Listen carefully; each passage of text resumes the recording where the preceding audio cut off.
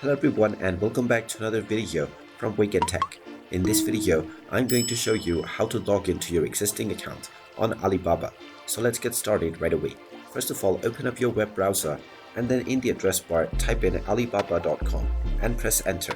You will now be taken into the official Alibaba website. Now from the home page, click on the sign in button at the top right corner and then click on sign in to proceed forward with your credentials. You can also continue with your Facebook, your Google, or your LinkedIn accounts. Now, from the login portal, just enter your email address that you have used while signing up for your account. You can also enter your username or your member ID. Then type in your password underneath within the password box.